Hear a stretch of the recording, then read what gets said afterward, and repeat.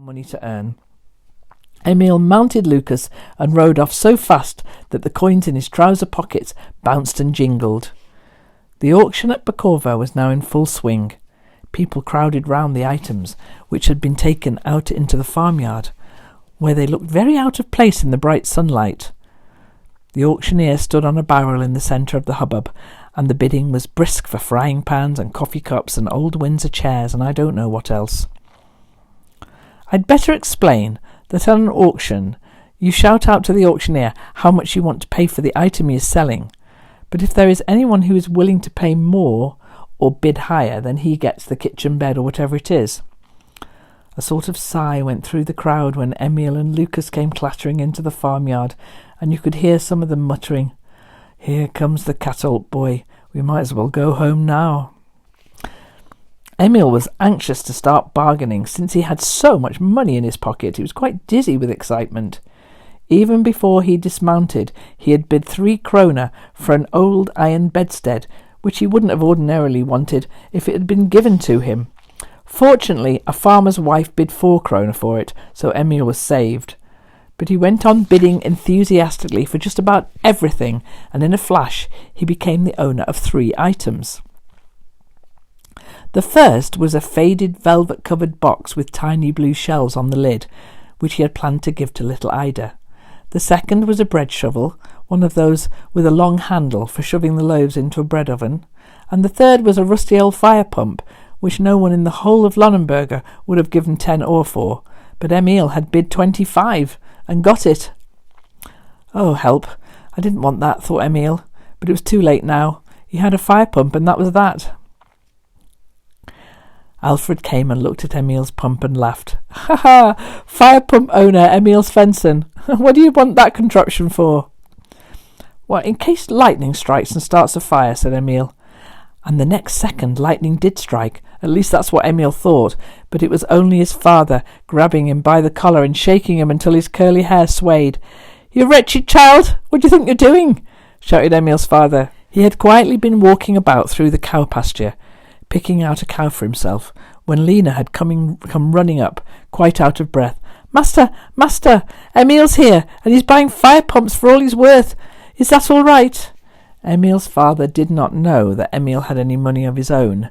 He was sure that he would have to pay for anything which had been auctioned off to Emil, so you see it wasn't surprising that he went pale and quivered with fear when he heard about the fire pump. "Oh, let me go, I'm going to pay," said Emil.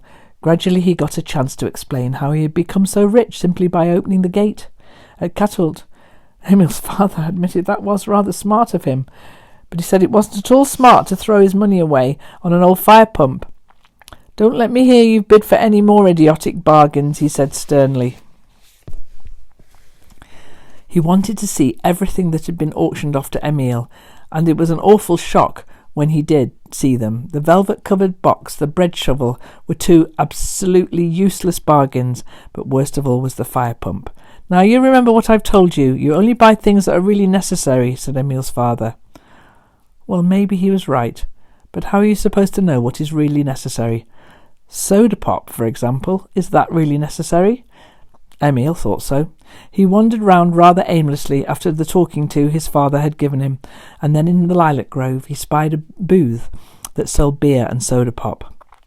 The Bakorva family had always been rather enterprising, and they had brought several crates from the brewery at Vimmerby to sell to the thirsty people at the auction. Emil had only drunk soda pop once in his life, and his spirits soared when he suddenly realised that there was soda pop for sale and money in his pocket. What a bit of luck! Emil had ordered and drunk 3 bottles of soda pop in rapid succession when lightning struck again. His father suddenly reappeared and shook him so hard that the soda pop went up his nose. "You wretched boy! You stand there guzzling soda pop just because you made a little money for once." Then Emil got really furious and said so in quite plain terms. "Well, now I'm mad. When I haven't any money, I can't drink soda pop. When I have got some money, I'm not allowed to drink soda pop. So when the heck can I drink soda pop?" Emil's father looked at him sternly. "This means the tool shed when you get home." And he didn't say any more, But he went back to look at the cows, and Emil felt ashamed of himself. He realised how horrid he had been. Not only had he been rude to his father, but worst of all, he had said heck, which was almost a swear word, and swear words were simply not allowed at Cattled. Emil's father was a churchwarden, you see. He stood there ashamed for several minutes. Then he brought another bottle of soda pop, which he took to Alfred as a present.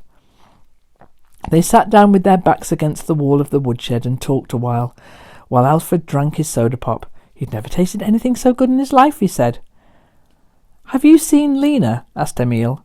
Alfred pointed with his thumb to show Emil where she was. Lina was sitting in the grass with her back to the fence, and beside her sat the farmer from Kragstorp, the one who had flicked Emil with the whip. It was obviously that she had forgotten all about Emil's mother's warning, for she was flirting and laughing as she always did when she went out somewhere. It was obvious that the Kragstorp farmer liked Lina's flirting, and Emil was delighted to see it. "Just think, Alfred, if we could marry her off to the Kragstorp farmer," he said hopefully, "then she'd stop running after you." You see, Lina had decided on Alfred as her fiancé, and she had made up her mind to marry him, although Alfred tried his best to put her off.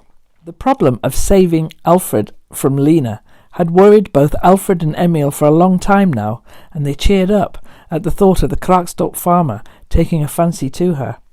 He was old, of course, and quite bald, but he had a little farm of his own, and it would surely please Lina to be the wife of the Kragstorp farmer. "We must take care no one disturbs them," said Emil. He knew that Lina would have to flatter and flirt a lot before the Kragstorp farmer would lose his common sense and swallow the bait.